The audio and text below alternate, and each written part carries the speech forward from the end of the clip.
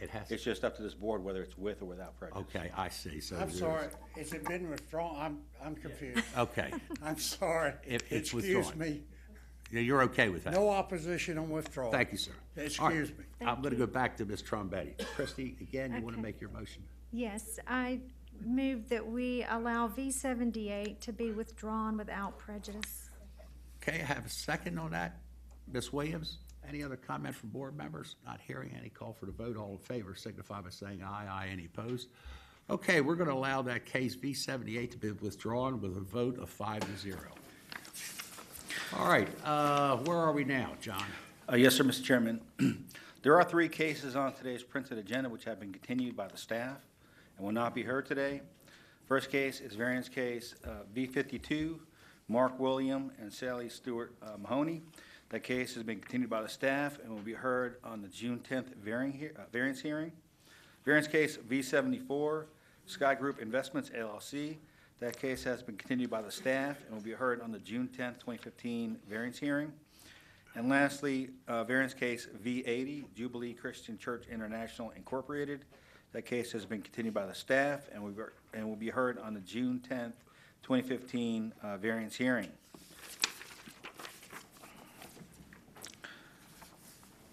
I would like to ask the people in today's audience, if you have a cell phone, please put it on silent mode. The ringing of a cell phone does interfere with the broadcast and presentations. So if you have a cell phone, please put it on silent mode. The following announcement concerns variance applications requesting a reduction in lot size for backyard chickens relating to the official code of Cobb County, Chapter 134, adopted by the Board of Commissioners on February 26, 2013, and amended on March 11, 2014. Applicants are advised that variance applications requesting a reduction in lot size, which are approved by the Board of Zoning Appeals, takes the form of a recommendation to the Board of Commissioners, who makes a final determination whether to grant the special exception for the requested lot size reduction. There is one application on today's agenda which this applies, and that's variance case V77, U. Stith. The applicant is instructed that if the Board of Zoning Appeals approves this application, a representative would need to be present at the Board of Commissioners zoning hearing on Tuesday, June 16, 2015 at 9 a.m. for a final determination.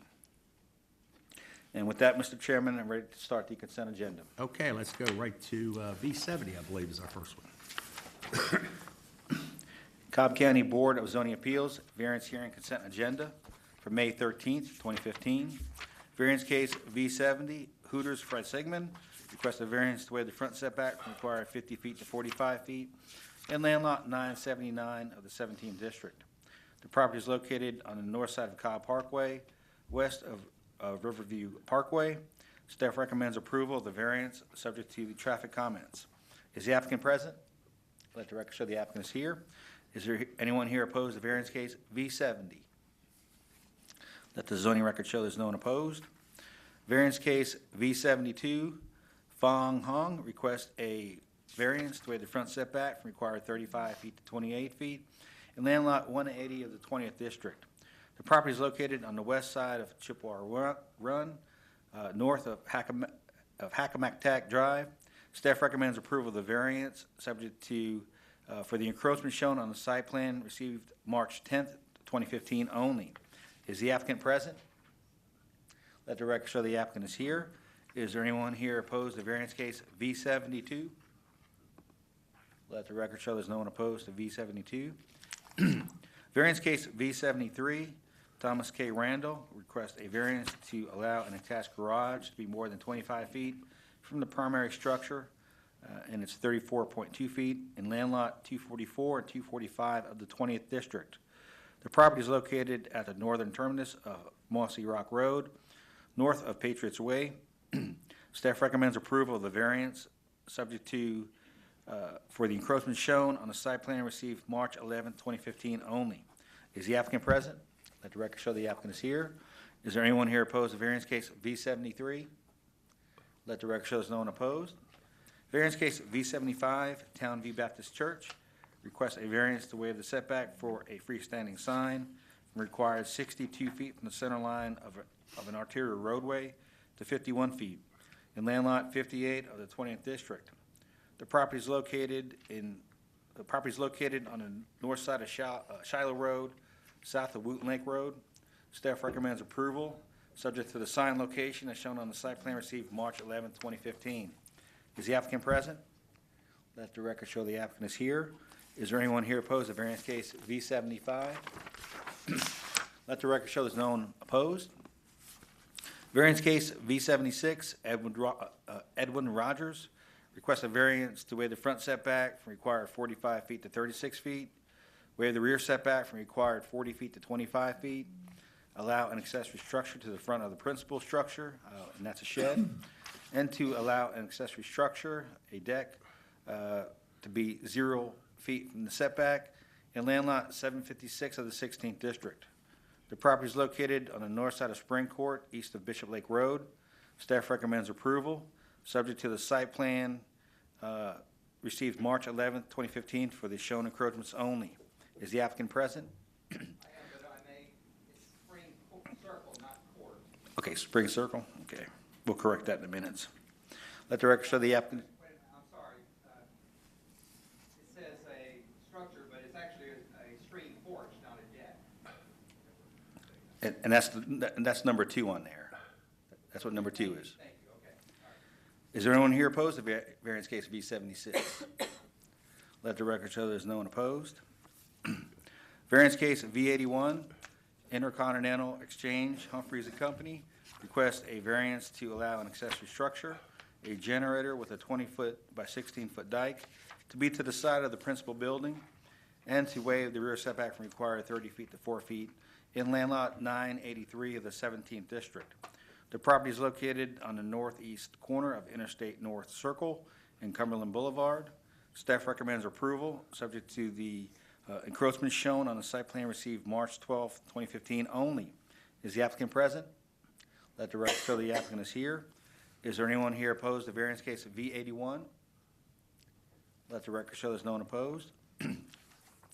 Variance case V83, Chattahoochee Plantation Community Association, request a variance to waive the maximum height of a residential subdivision sign from 8 feet to 22 feet, and to waive the maximum height of a fence or wall adjacent to a public road right-of-way from 6 feet to 22 feet in land lot 1260 of the 16th district and land lot 1089 of the 17th district. The property is located on the south side of Pepper Mill Road, on the east and west sides of Atlantic Country Club Drive, and on the east and west sides of Thunderbird Drive. Staff recommends approval, subject to traffic comments and water department comments. Is the applicant present? Let the record show the applicant is present. Is there anyone here opposed to variance case V83? Let the record show there's no one opposed. Variance case V84, Caleb Mosley requests a variance to increase the maximum allowable total sign area from 65 square feet to 117 square feet, and to increase the maximum allowable impervious surface from 70% to 85%, and that is an existing condition, in land lots 220 and 285 of the 17th district. The property is located on the east side of South Cobb Drive, north of Caruth Drive. Staff recommends approval, subject to the plan that shows the encroachments dated March 13th, 2015 only, and traffic comments. Is the applicant present? Let the record show the applicant is present. Is there anyone here opposed to variance case V84? Let the record show there's no one opposed, and that completes the consent agenda, Mr. Chairman and Board. Okay, it's back to the board. Is there any comments or questions or suggestions from any fellow board members? Not hearing any, I'll entertain a motion for approval of these items. Okay, I have a motion by Mr. Gunther. Do I have a second? Second, Ms. Williams. No other comments? Call for the vote. All in favor signify by saying aye. Aye. Any opposed? Okay, ladies and gentlemen, that vote is 5-0 for everybody who was on the consent agenda. Now, your business is complete with us for today. You're welcome to stay or you're welcome to leave.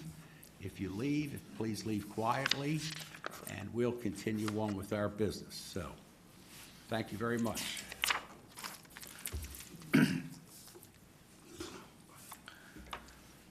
Variance case V40, Global ATM Services, LLC, request a variance to allow an accessory structure, a proposed ATM machine, to be located to the front of the principal building in land lots 189 and 190 of the 18th district. The property is located on the northwest corner of Factory Shaw's Road and Mapleton Parkway. Is the applicant present? Let the record show the applicant is here. Is there anyone here opposed to variance case V40? Let the record show there are 2 people here in opposition. All those wishing to address the board, please come forward to be sworn in.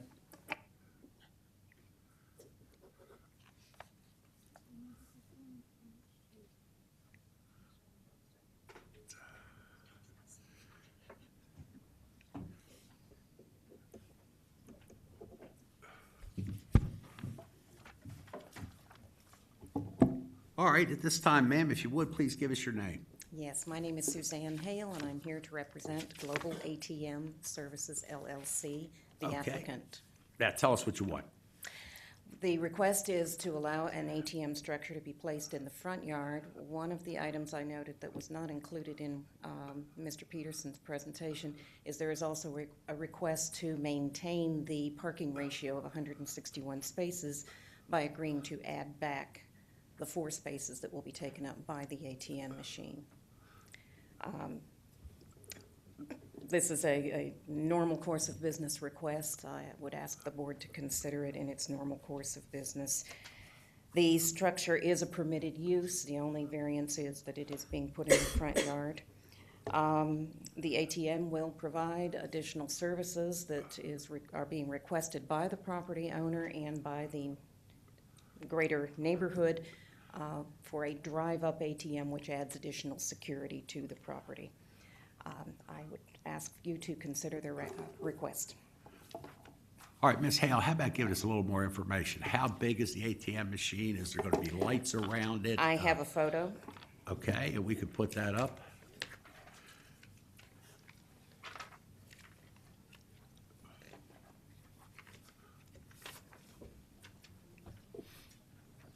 It does provide additional lighting to the parking lot. There are also a number of security features available on such an ATM machine.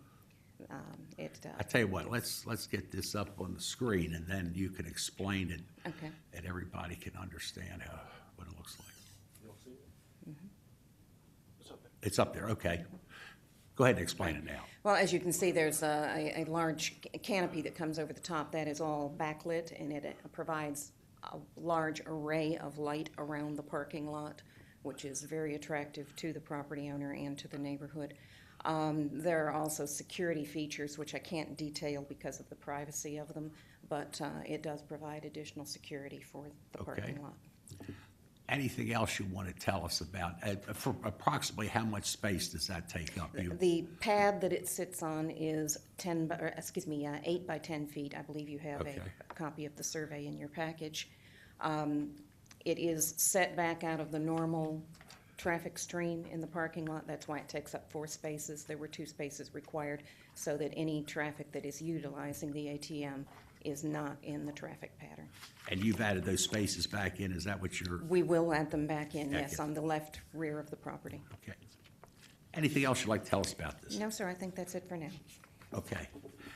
Just for curiosity, how many, do you represent the ATM folks, is that correct? Yes, I am an independent consultant that represents them on doing their site acquisition work. Approximately how many ATM machines do they have them in the metropolitan area? Do you have any ballpark figure, number?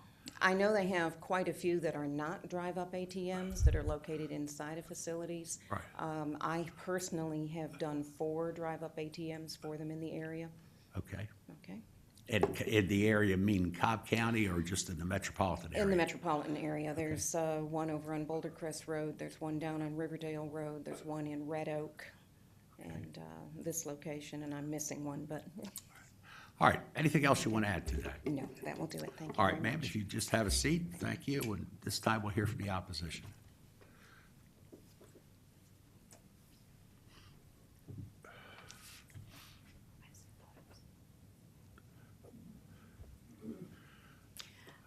Good afternoon. My name is Robin Meyer, and I'm the Vice President of the Mapleton Improvement Coalition. You have 2 letters from us about this variance, both unfortunately with the same date, March 5th. My apologies. We're using the same letter, had a slight glitch to it.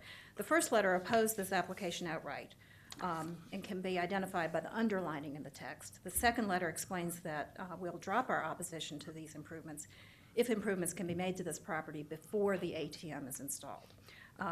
That letter has numbered subparagraphs on page 1. We changed our position as a result of a very productive meeting with Ms. Hale, and we really appreciate her time and energy and willingness to talk with us. We were hopeful that there was going to be that there would be improvements to this property, and she helped us better understand the additional positive security aspects of this installation. But change didn't occur. We really haven't seen that over the time that this application has been filed and under discussion, and I'll show you that in just a minute. Because of the inability of this property owner to manage something so simple as trash, it's hard to have faith in any conditions that you might impose on an approval of this ATM.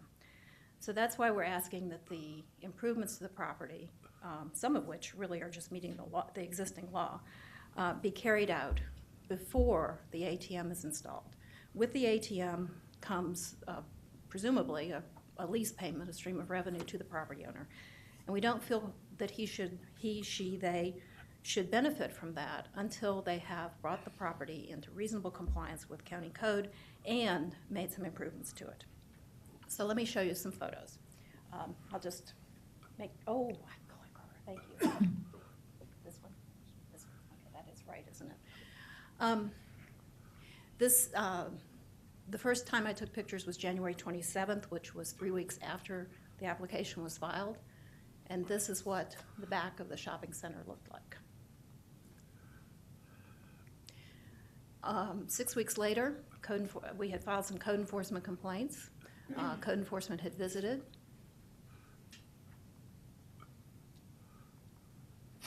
A little better, but not too much.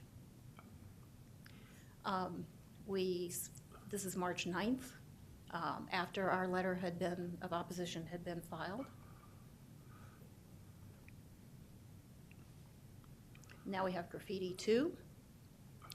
We met with Ms. Hale in April. It was a good conversation. We had hope, but we still have trash, more trash. It's not just trash. This is garbage. This is unbagged garbage. This little box next to the front door of the grocery store. This is trash back along the back of the building where it washes into the stream. I don't have any reason to think that these mattresses came from these stores, but they were there for a few days. This is just an indication that nobody is watching this property. Nobody is taking care of it. More graffiti.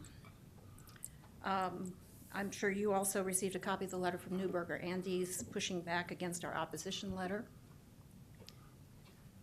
This was several days after their letter. And this is how close the neighborhood is to this property, just the other side of a fence. And that little box next to the front door with trash, still there. I'm not a great photographer through my car window. My apologies about that, but I think it gets the point across. The end. So, thank you. Even if this property were cleaned up tomorrow, that would simply get it into compliance with county code and basic, decent, safe, and sanitary conditions.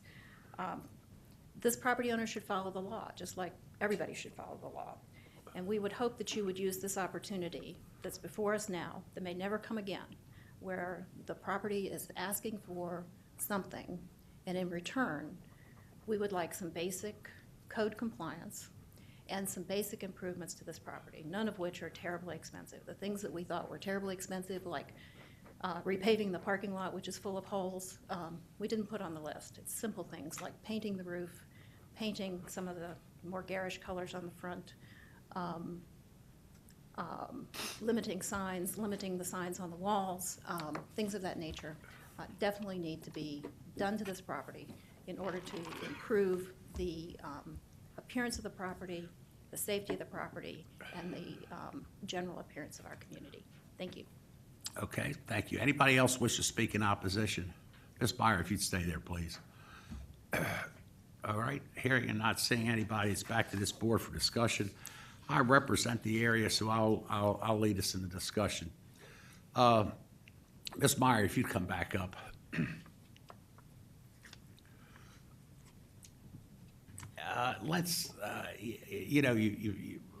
We've all seen the pictures. I and Mr. Peterson, a number of folks have been on the property, including code enforcement. But let's give a little credit to Ms. Hale. I think after the meeting with Ms. Hale, we did see some action down there. I think positive action, where there was some pressure washing done to the building. There was, in my opinion, a lot of garbage picked up. The creek was a concern. They did seem to clean that up. So we've made a step in the right direction. Would you agree to that point so far? A step. I'm not saying we got it complete, but we did see some action. I would say that we did see action, but we've not seen progress. I understand In that. in April, it was better. Yeah.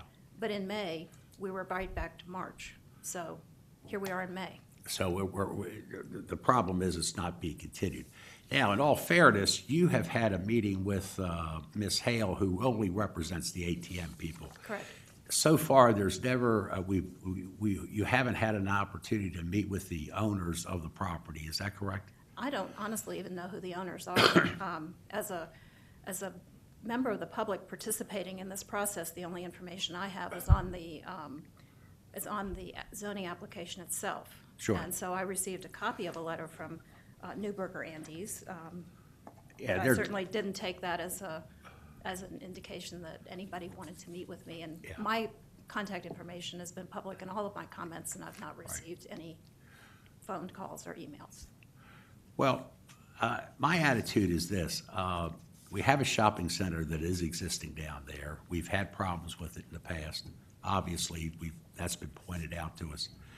I do think there has been somewhat of an effort made due to the part of Ms. Hale's encouragement. So what I'd like to do at this time is I'd like to continue this case for 30 days to give all parties an opportunity to come together, especially the property owner himself. That's who we need to be dealing with here. I would think that if in a 30-day period that we could get some kind of results, either good or bad or indifferent. But I think without that, it's hard for me, or it's hard to make a decision in this neighborhood, in the fact that we could simply deny this, and then we're still left with the problem. I think if we can get some dialogue going, I'd be willing myself to get involved in that dialogue. Let's give this a 30-day option to see if we can get that done. That way, I think the property owner and the community may be able to benefit from that dialogue. So at this point, that would be I would make that as a motion that we continue this case for 30 days, and to clerk's note to ask the code enforcement folks and Mr. Peterson and myself to get involved with the property owner himself, who has not been involved in this yet. So that'd be my motion. Do I have a second? Discussion. Yes, sir. Go right ahead, Skip. I guess what I'm hearing here is that there's progress, there's effort being made to do some cleanup, but I don't see it being sustained. And so I would ask that over the next 30 days, that as part of the instructions during this hold period, that there be some evidence that the cleanup is not only happening, but it's being sustained. And I agree with that. In order to do that, we've got to get the dialogue. We've got to get the people together. Ms. Williams? Well, what I did notice is from the slide from January, he's had plenty of opportunity. Nobody apparently is listening to anybody. I'd rather reject it and get their attention that way. Well, I think the dialogue would be much better if they knew that we had rejected it. And we can do it without prejudice, and what, they have 3 months, they could refile again, or 6 months? Without, yeah. I think it just tells them that we're not putting up with it anymore. I tend to feel the same way, except the fact that the property owner has not been involved in any discussion. It's only been Ms. Hale, who represents the ATM people. And my problem with that is that the property owner is one that benefits from the rent on this. They should have been involved in the very beginning and cleaned up. If they want the rent, they That's the should have point. cleaned it up. That's a point. Other comments? Has Ms. Hale been in contact with the property owner to discuss Ms. Hale, do you want to come up and answer that question?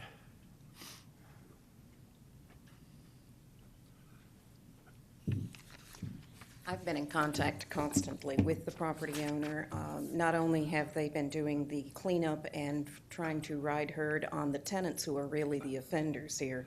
I stood at the back of the grocery store one day and watched people come out and literally sling their trash out the back door, and I stopped and said something to them. So it's really a shame that we can't be fining the tenants who are really the source of the garbage. The property owner can't be there all the time. They are also in the process of having 6 security cameras installed on the back of the center to try to find out who's doing all the illegal dumping. I've been out there numerous times. There are sofas dumped. There are mattresses, as you've seen in her picture. There's a lot of dumping that's going on from the greater neighborhood. They're trying to do what they can to clean it up. As far as them getting together, I know in my meeting I did ask the question, what is your relationship with the property owner? Has it been contentious? And they said, we've never spoken with the property owner. And I said, why not? And they said, well, we don't want to have an adversarial position. And I said, these people are really nice. There's no reason for it to be adversarial. So I would agree with Mr. Homan's suggestion that we do get them together. I think we can make some progress. Ms. And- Hale, where, I'm up here. Oh. Sounds like it's echoing. Where does the property owner, where do they live? Where do they- Sandy Springs. Sandy Springs? Yes, it's Newburger Andes. They are a fairly sizable real estate entity in the area, and their offices are right in Sandy Springs. And so they're not out regularly to check on this Oh, yes. piece of property? Yes, I've met Manuel, who is the property manager for that specific property. I have seen him out there 3 or 4 times. I live in South Carolina, so I'm driving from South Carolina over, and I have run into him. Pat McConnell, I believe, is the area supervisor. I've had a number of conversations with him. One of the other items that they did was there was a charity collection box at the front of the property, and it seemed to be a magnet for people in the neighborhood to just simply dump whatever. You know, it wasn't just putting clothes in the box. It was refrigerators, mattresses, whatever they felt like dumping there. So I can understand that there is a problem, but I sympathize with the property owner. They do have an assigned property manager Yes, to this? yes. And I have also encouraged the coalition, because I know 2 of the people that I met with that day live right across the street. And I said, you know, their number's right there on the sign. You see somebody dumping something, or you see drug deals going down in the parking lot, please, please call. Okay, thank you. I think it takes a neighborhood to. All right, any other comments from board members? I still feel strong that 30-day continuance would, to bring these folks together, might solve the problem. If we deny it outright, I don't think we're helping the neighborhood, and that my goal is to help the community out. And at this point, without their dialogue, I don't know where else to go. I think that if Ms. Hale takes this, this is on TV, so you can get a copy of this. You can give that to these people, the owners of the shopping center, and let them know how, certainly they can watch and see how we feel about this. But I'd like to give a 30-day trial continuance to see if we can get them together.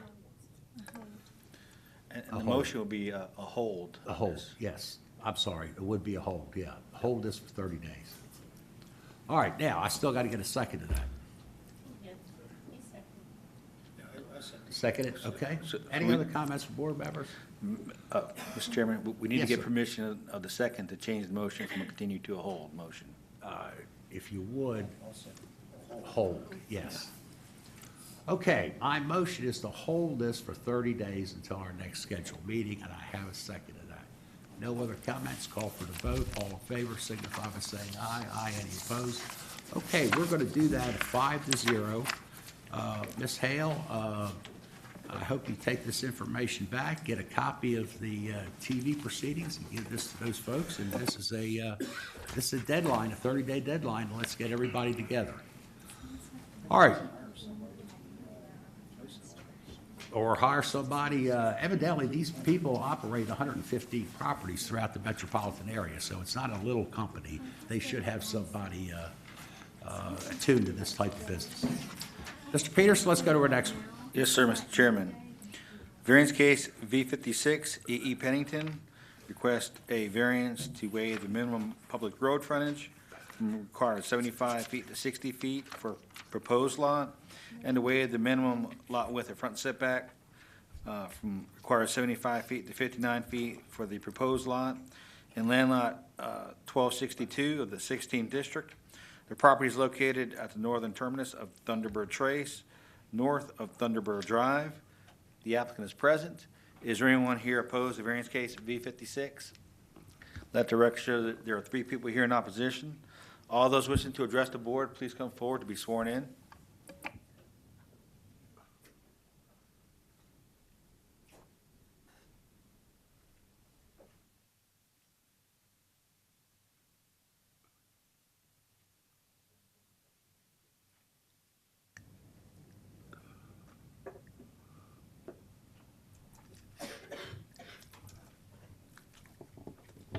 All right, sir, for the purpose of the record, if you would, please give us your name. My name is Bruce Goodman, president of Blake Properties, 1824 Jackson Creek Drive, Marietta, Georgia, 30068. Mr. Goodman, tell us what you want now. We are proposing to subdivide 290 Thunderbird Trace, which is 2.78 acres, into 2 lots, and require a reduction in the public road frontage from 75 feet to 60 feet. And also an amendment to the site plan that was submitted, the variance plan that was submitted, that we would be tearing down that existing house. After our application and in reviewing the house after that application, it became apparent that that house needs to be replaced. That's all we're asking for. Oh, you got to tell us a little bit more. What are you going to replace it with? How big is it going to be? Give us a little more information. Okay, we, the house, as I said, will be torn down. They'll be replaced with 2 houses, each on a 1+ acre lot. The houses will probably be, and it's market driven, but $2 million range. Exact square footage is to be determined, but I can imagine it's going to be 5,000 square feet and above. Nicely landscaped. It's a very, very nice community. We have some of the highest priced homes in the county as adjacent neighbors, and obviously that's going to be what is built there. Anything else you want to tell us? Not at this time, but I would like to reserve any time that I have. Well, there is no rebuttal. That's why you have the 10-minute period. You need to get it all out now. Okay. There is no real rebuttal. Well, as far as particular comments that came back from the staff, there's really nothing here that was adverse. Of course, we're going to agree to all stormwater, water, sewer, setbacks, et cetera, from Cobb County. No other additional variance requests. We're not doing much other than building some nice houses. All right, why do you need the 75 feet to 60 feet? Why do you need that reduction? Why do you need that reduction on variance number 1? The public road frontage of 75 feet, it's just the way the lot is laid out. There was a previous lot that was subdivided many years ago, back in 2007, that shortened the road frontage on both the cul-de-sac and the existing road Thunderbird Trace, which made it a hardship for this nearly almost 3-acre tract. So trying to divide that 2.7 acres into just 2 lots is what we're trying to do. Okay. So it's your guidelines, and we're just trying to work within them as best we can. Okay. Anything else you'd like to tell us? Not at this time. Okay, sir, if you would, just have a seat. We'll hear from Thanks, the sir. opposition.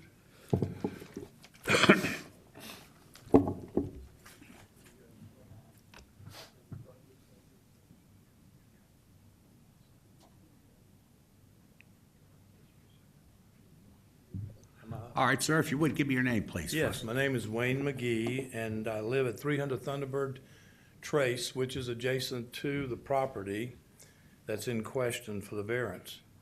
I first would like to preference my opposition by saying I'm very much in favor of the Pennington folks selling their property and moving on to the next phase of their life. I'm not going to be opposed if we can get some help to overcome some of the issues that might develop through the construction. Why my opposition is because of skepticism. There's been so many things that we have heard, and at one time there was going to be 2 homes and a improvement on the existing home. Next thing we know, there was going to try and be 4 homes, and we have been very concerned about what is the actual plan. What's going to go after the property is sold?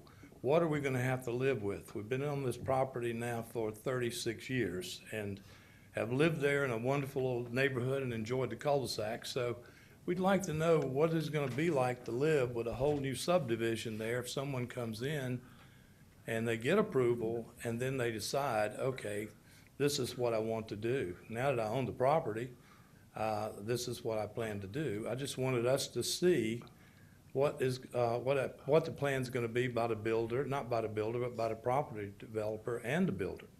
Now I have a couple of technicalities. I know that's the most important. I think the first one, which my being concerned, I sent to Mrs. Swanson a email with these noted and why I was in opposition. So I can kind of just review them rather quickly for you. Our cul-de-sac, when we all decided to build on this property, there was 4 of us, and as I said, that goes back 36 years ago. And the cul-de-sac was developed for a certain number of driveways and people, cars to come in and out. So we felt like after in the 80s, the county said, would you like to deed this over to us? And we did. We deeded it over to the county, the cul-de-sac itself. We didn't think that anyone would really sell the property or have to build another subdivision. I leave that 3 homes or 2 homes. We thought maybe someone might want to build one additional home next to us. So we were all happy living in this environment. So the density of the area is a concern. How many cars, how many new homes, what will be the traffic like on Thunderbird Trace? My concern, a big concern, is the drainage situation. And this can be fixed, and if I could see a plan by the property developer, I would not have an opposition.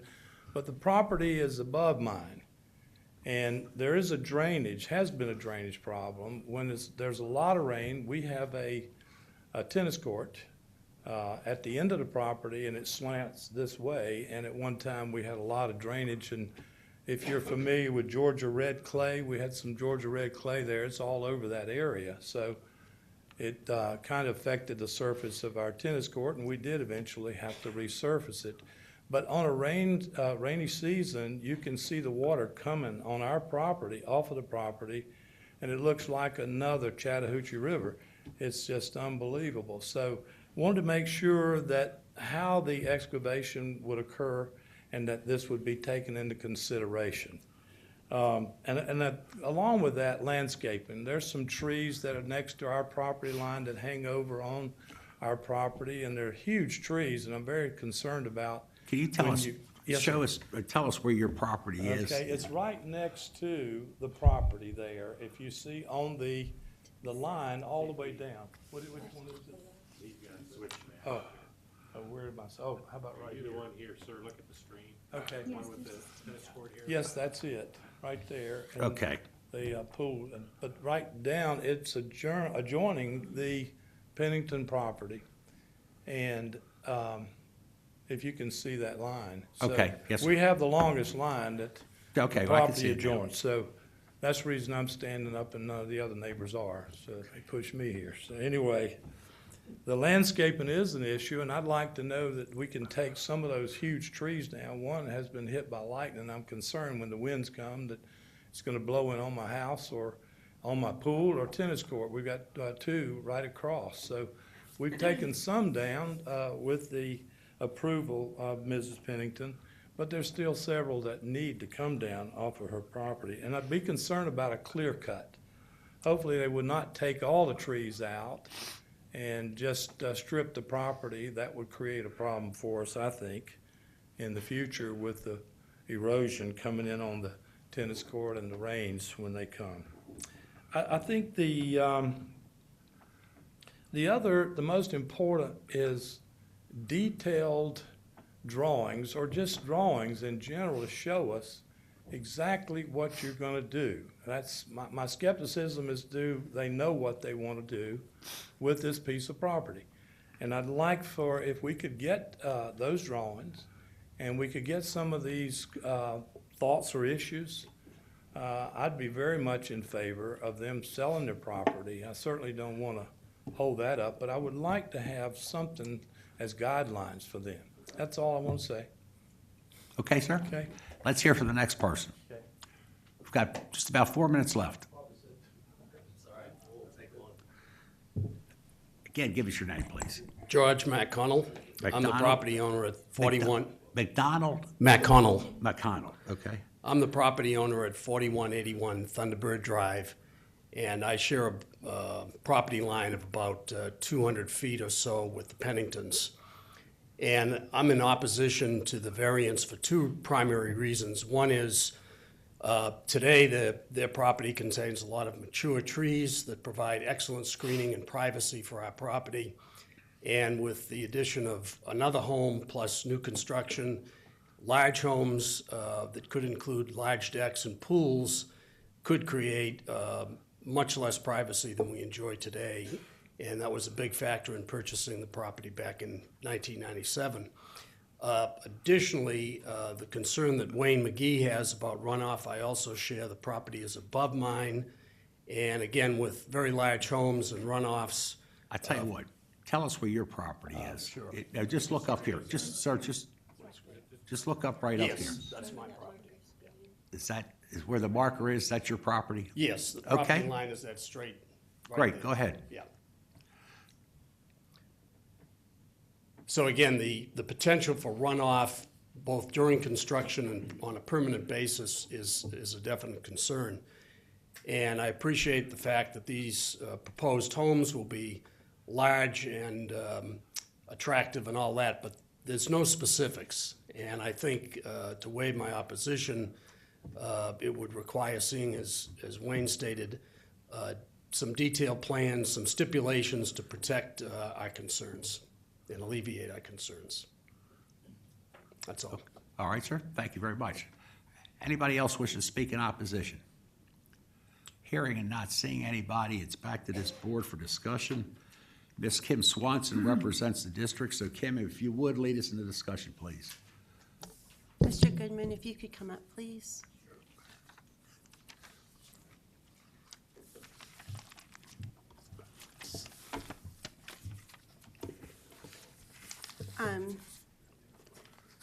I've received 7 letters of opposition with all of the neighbors that surround the property and go up to the top and then down to the side.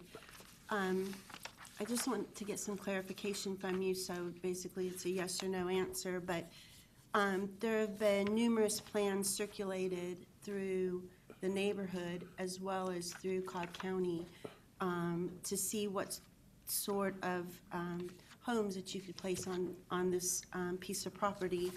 I have one that had, that was circulated, it had gone through to the Cobb County DOT that shows a double cul-de-sac. And then I have another one, again, showing 4 homes that is taking the cul-de-sac that is existing now and then slightly moving it over so then you could place the 4 homes. Right. So my question to you is that you're here today for a variance that was submitted on February 12, 2015 that shows, and if you could put the site plan back up, please. So what you're here today in this hearing is for the modifications of the cul-de-sac to allow for less frontage for what is right now for an existing home, which you have stated that you are now going to have to take down. You are also here for a proposed lot. And then you also, there's another lot on 299. So your intention today, this is a yes or no, is to put 3 lots on this piece of property? Is that a yes or a no? Total of 3 lots on the 3.98 acres. Yes, ma'am. So you will One on have- each of those 2, and then 1 lot on lot number 299 is the address. Okay, so Yes, it's 3 homes. 3 homes. Okay. And if I could, Ms. Swanson, that, what you showed, that 4 lot was for discussion purposes Right, only I with Mr. don't Ott, need- and I don't know how y'all got it. Right, Okay, well, so- it's been It's not a- circulated through the county, and it's come through some emails that I received from the county, and that's how I Okay. received these, because it also was talked about and discussed in the community. And so when the community had heard that there were going to be 4 lots, there was a lot of concern. So that's how I came about I that. understand. So now, in your intention, and you've stated correctly, is that the existing residents will come down. Is that correct? Yes, ma'am. Okay. I've had some meetings with the various community members, and I've talked to you on the phone as well, where you had stated what your intention is to be, and I just wanted to be able to get that on record.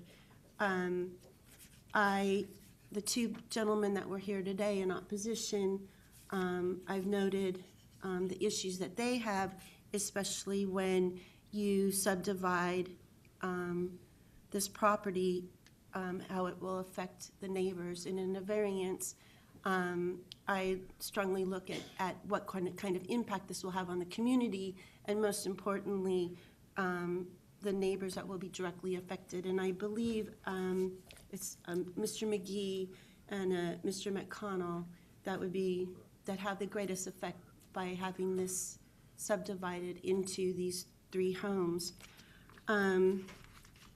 So at this time, I am ready to make my motion, and I have a few stipulations to add as well. Does anyone have any questions? Okay, it's back to this board for discussion. Is there any comments on this particular case from any board members? Not hearing any, it's back to Ms. Swanson. So at this time, I recommend to this board that I would like to make my motion that we approve the variance V56, subject to this plan submitted and on record with the variance application that's dated February 12th, 2015. And we will take off the section where the existing residents to remain and remove that, and the existing residents will be removed. The other stipulation that I have is that there will be no alterations to the existing cul-de-sac except for what is stated in this variance. Number 3, on the proposed lot, which is the 1.15 acres, will be 1 home only. Because of the issues that putting a home on this proposed lot has to its neighbors, I am requesting a 25-foot building setback to the south, a proposed lot to include a 10-foot landscape buffer to be approved by the Cobb County arborist. So that is bordering where the McGee property is. I'm also on the proposed lot putting a stipulation that there is a 10-foot landscape buffer to the McConnell property, and that to be approved by the Cobb County arborist. Okay, the next variance, 5, is on the 1.63 acre lot with the existing residence. Again, it can be demolished for 1 new home. The next stipulation is that there is no other subdivision of the 2.7 acre tract. The next stipulation is that any damage to Thunderbird Trace Road during construction is the responsibility of the permit holder to repair. The next stipulation that there will be no other variances to be granted on 290 Thunderbird Trace, the entire 2.7 acre tract, which that also includes the proposed tract. Number 8, for exterior construction work only, you will be able to provide the construction during Monday through Saturday. There will be no work done on Sunday, and the hours will be limited from 8 a.m. to 7 p.m. And then the next stipulation is to ensure that all houses that are to be built on the properties are consistent with the surrounding homes of the neighborhood. Driveway access, all elevations, site plans, and all landscaping, to include the buffer landscaping, must be approved by the District Cobb County Commissioner. And then number 10, to include all staff comments, which is from stormwater management, not otherwise in conflict. So that is my motion. All right, I've got a motion. Let me get it on the floor. Do I have a second? I'll second for discussion. Second for discussion, Ms. Trombetti. Now discussion. Who wants to start? Mr. Gunther? I guess what I heard from two of the opposition is that they haven't seen a detailed site plan. And, what your plan is for this, other than just subdividing it. And I know that all the stipulations that Ms. Swanson just went through would be, probably part of whatever site plan you have. But I'm just wondering if it wouldn't possibly make sense, rather than potentially approving this right now with all those stipulations, instead to ask the applicant to come up with a site plan and to discuss it with those neighbors so that they feel comfortable that what they're going to get is what they would like to see, and it's consistent with what you plan to do. And so that's my concern, is I would feel more comfortable seeing a site plan, a detailed plan that lays out what it is he plans to do. My understanding, Ms. Dance, is that we're here to talk about the setbacks, can we go and have control over what is actually being built? And I'll address that for the county attorney, Commissioner Swanson. For this style of house, it's probably going to be as custom a house as you can get it, in this part of the county. So I think it's going to be tough for the applicant to provide a site plan of what he's going to build on this lot, because this is going to be a very expensive house. And I think the condition you have regarding the district commissioner approving the final house plan would take care of that concern from Commissioner Gunther. Okay, that's fine with me, but if I understand this correctly, there basically there are going to be 3 driveways appearing where there's now 1, is that right? Yes, sir. When everything is said and done. Everything's said and done. Which 3, is really going to could potentially change the look and feel, the character of this little neighborhood. Yes, and if I could, just one aspect of what you mentioned, Ms. Swanson, was no other additional variances, and in not having completed all of the site engineering yet to actually site the homes there, let alone the exact size, marketing, et cetera. If an additional variance is needed for, I don't know what, on the home building side, that we need the opportunity to scooch a little bit. So I am okay with setbacks. I am okay with the detention and all the other aspects that you mentioned, but no other variances ever. That's correct, no other variances. You have on the proposed lot 1.15 acres, and I Yes. think that you can fit a home reasonably well in there. Again. Yes, that would be fine on that lot. 1.63 No- acres no you variance. have. On the 1.63 acres, again, I think that you can fit a home within 1.63. I don't think that, well, maybe one of the questions that we could ask is of the opposition, if they feel that with the stipulations. Okay.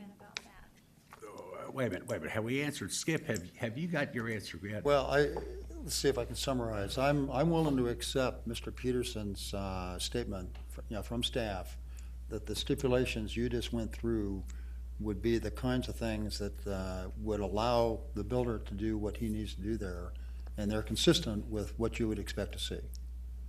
Is that correct? Yeah, okay, good, that's fine with me, so I'm just trying to respond to the opposition and what I heard.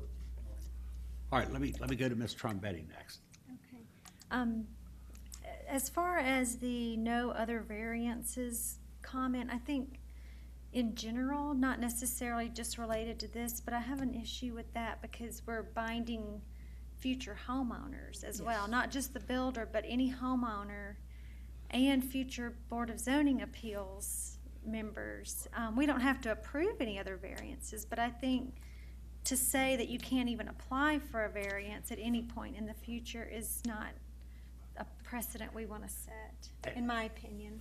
I don't agree with that. Just And on I'm not sure we principle. have the authority to do that. I think constitutionally, they always have a right to come and ask for a variance. So- Can you, because we've had this issue before, not necessarily with homeowners, but with builders going beyond building, overbuilding into setbacks. So can this bind just the builders?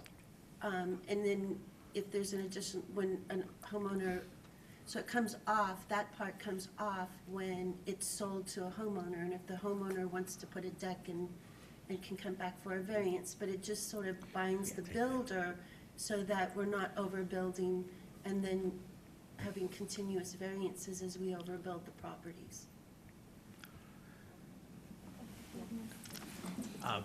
John, you're in a tough situation. How do you want to answer that? Mr. Chairman and Commissioners, going back to Commissioner Swanson's conditions, I think if we still have that condition on there where the district commissioner approves the final house plans and site plans, then that'll ward off a lot of those problems about houses being with the setbacks. Because before he can get a foundation permit, our inspectors will go out there and check his footings to make sure they're a certain distance off all the property lines. So I really think that the part about no future variances is probably not needed at this point in time. Okay, then we don't have a problem removing that. Okay, great. Any other question about that? Yes, okay.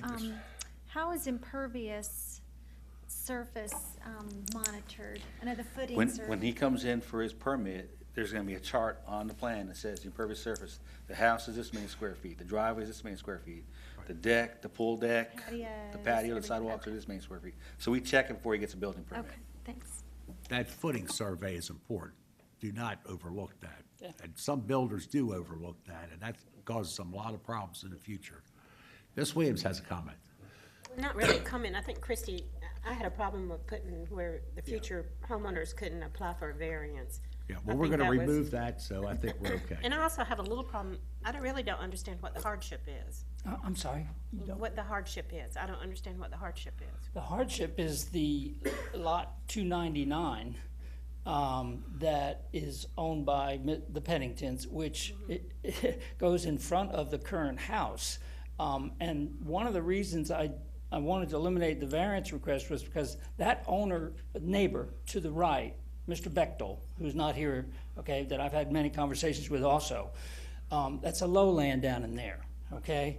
And I wanted to be able to possibly move the house as far away from his house as possible. And that's why I wanted some flexibility.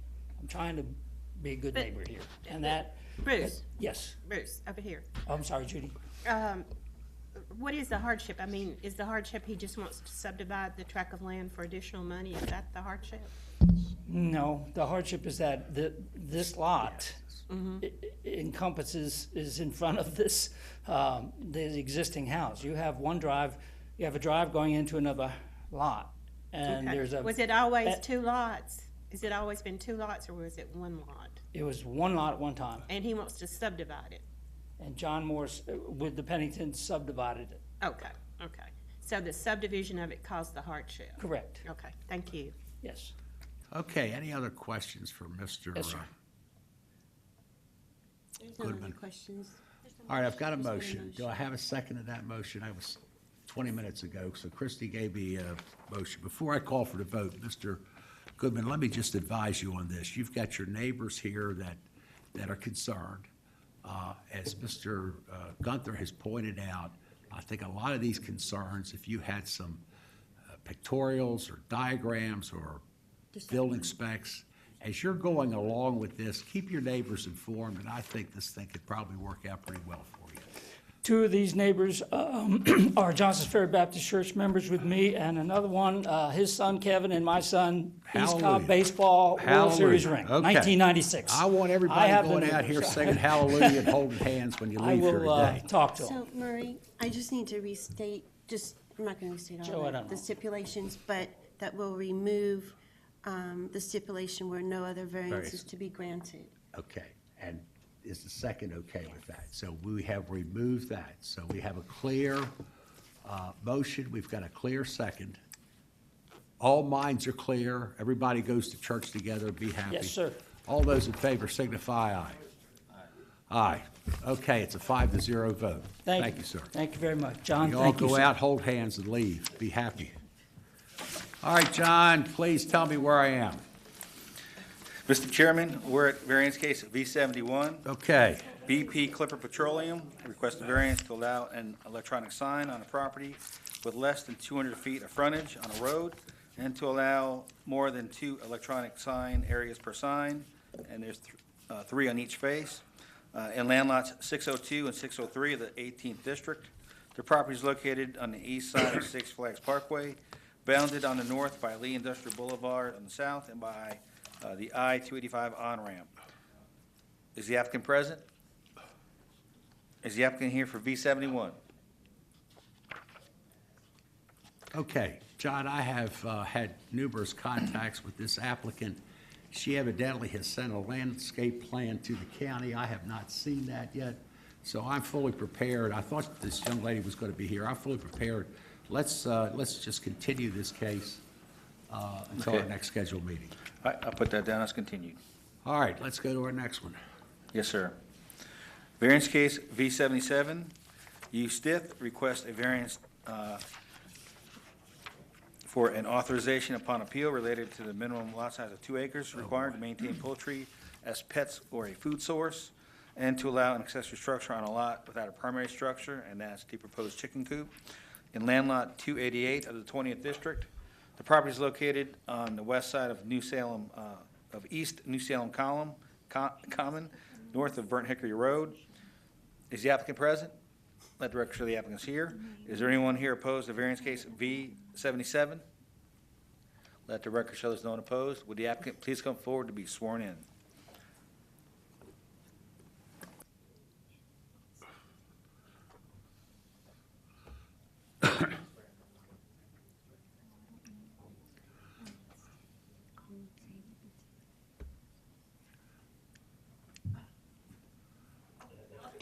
I think I've been abandoned here.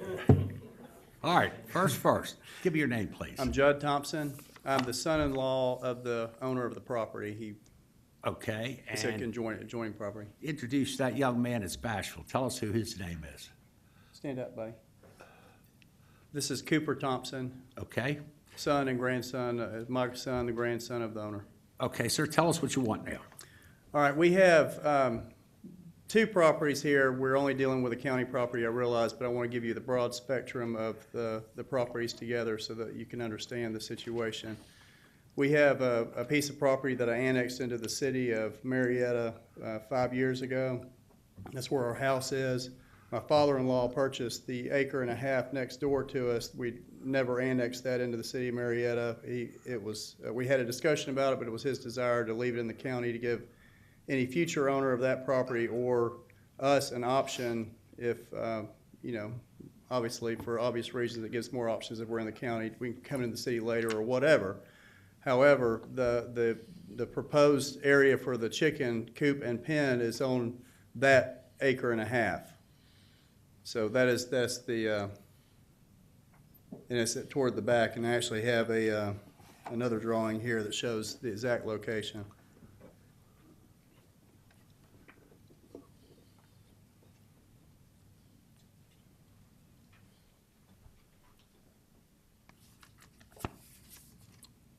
The square, or can y'all see that now? The square at the top is the approximate location of our house, which is in the city of Marietta. The square at the back, the bottom left I'll corner. tell you what, let's give you a pointer and a microphone. Right. And Cornelius, can you clean that up a little bit? Yeah, but it's my old age. It's my eyes going bad on me. All right, this is the location of our house, Okay, good. and this is the location of the pen and where the chicken coop is to be placed. And I actually have a picture of the pen that we've already built and the chicken coop as well.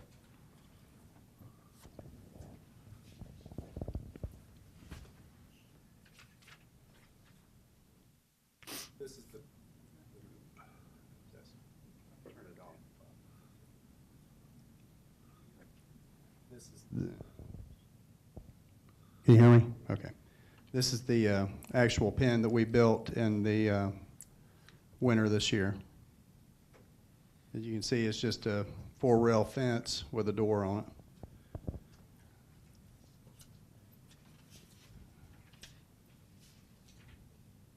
This will be placed inside the pen. This is the actual coop that my son Cooper received for Christmas.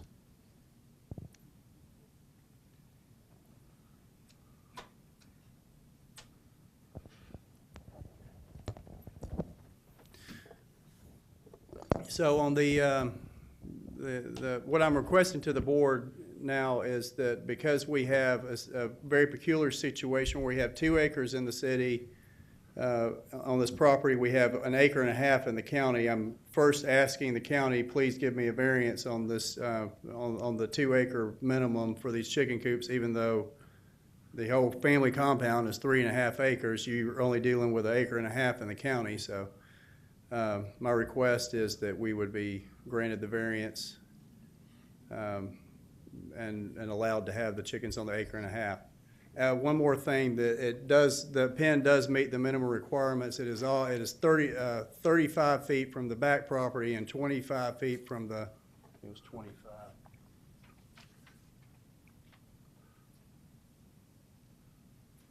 Is that not upright?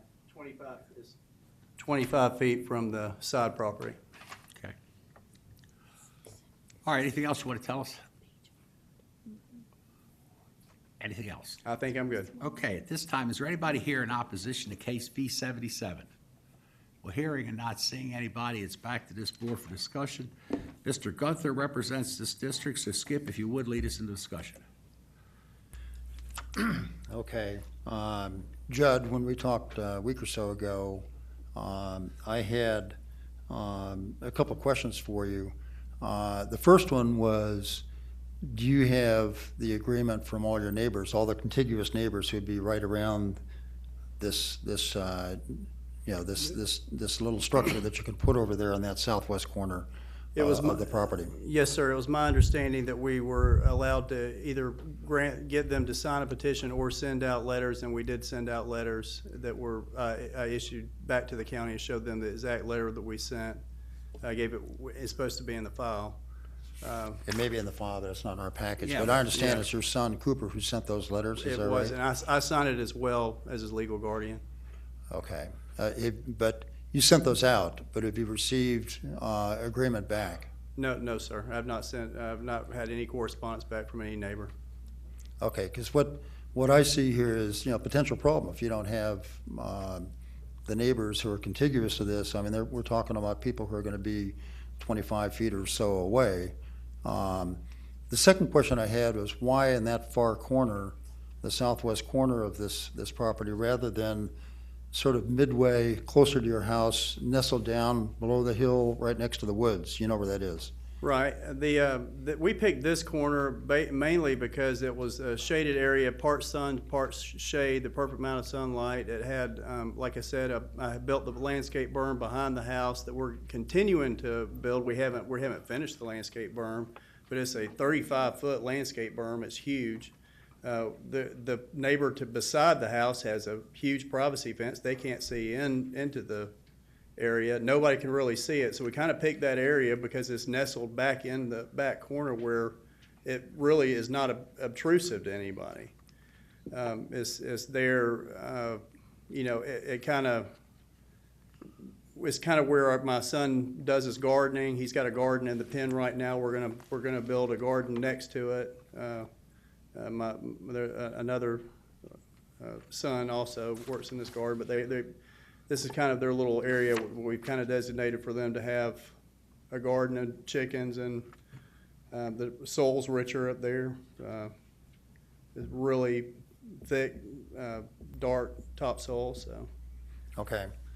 Well, I'm relatively new on this board, but I know this board has spent a lot of time and effort coming up with the requirements to have chickens on property that's less than 2 acres. And one of those is that you have the sign off of all the contiguous neighbors, right? That's correct. And the second, and you're asking for a variance on this, but the second is that it be contained, the chicken coop structure with the the area where the chickens run around and so forth is behind an existing structure, and it's within the outside edges, if you will, of that, drawing lines from that structure going back to the end of the property. Since there's no primary house on this property, it's not an accessory structure to anything, it's just a structure. But those are the two requirements. I guess I would open it for discussion, but my thought is that I can't see this moving forward without at least the approval of the neighbors, and I'm concerned about the precedent it might set by allowing this to be on a property with not a house, where there's not a house.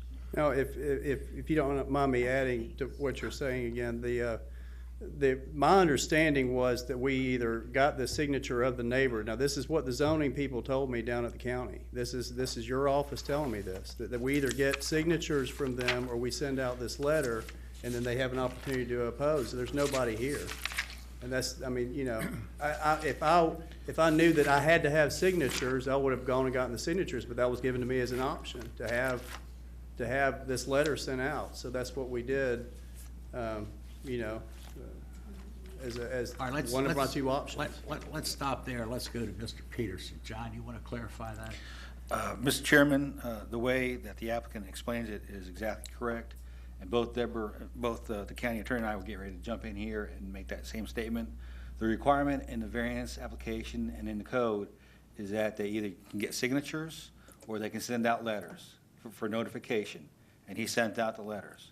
There's nothing in the chicken code that talks about getting the signatures on a piece of paper. John, this board, we've dealt with chickens since the ordinance went into effect. We've always depended heavily on the neighbor's signatures. So I guess maybe I'm going to plead ignorance of the law because I sure didn't interpret it that way. I interpreted it as Mr. Gunther did. My other simple question is, Mr. Thompson, how come you're not doing this on your property in Marietta behind the house? Generally, when we do these things, and believe me, the chicken ordinance has been very controversial, and we've been pretty precise on how we've approved these. In general, we approve them to be placed behind the primary house and the width of the house. In other words, if your house is 40 foot long, you can move the coop up and down the 40-foot width, but it has to be back behind your house. So I guess the simple question is, how come you're not doing it on your property in Marietta? Mainly because the garden area that was already out there, there are two reasons. One, that's the area that best suits it in our 3.5 acre compound. It best suits it for our personal use. And, you used to kind of be when you had a farmland like that, you can almost kind of do whatever you want to, but this is more like farmland and not a residential neighborhood. Second is options, because if you turn this project down, my other option is to take it to the city and say, we'll annex this into the city, and they can gain the revenue from the property. I understand.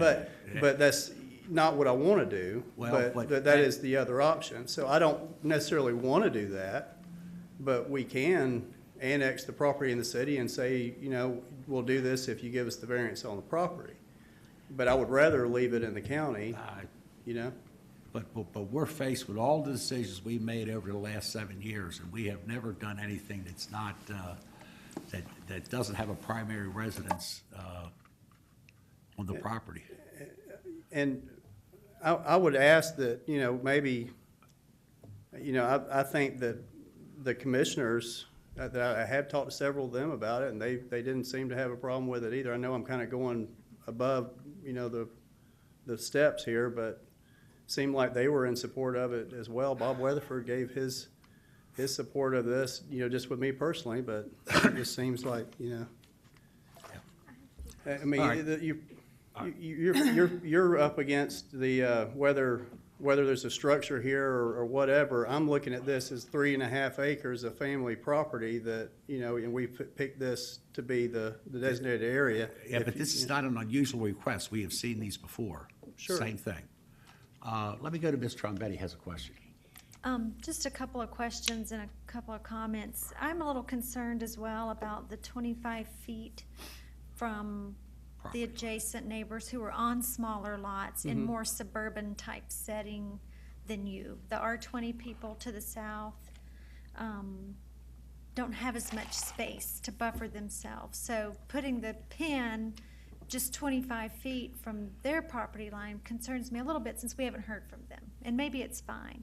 And I think your idea sounds great. But the other thing is we have been burned. We've had problems in the past when we've granted structures on a lot without a primary residence. So that's why we're being a little careful with this. And then you may have said this, but I missed it. What is the square footage of the coop? I don't know, but the coop itself, the house structure, it's just, it's not any bigger than this, desk right here. The reason I ask is because I wanted to ask Mr. Peterson, depending on how large the coop is, then according to normal standards, how far away from a property line would it need to be?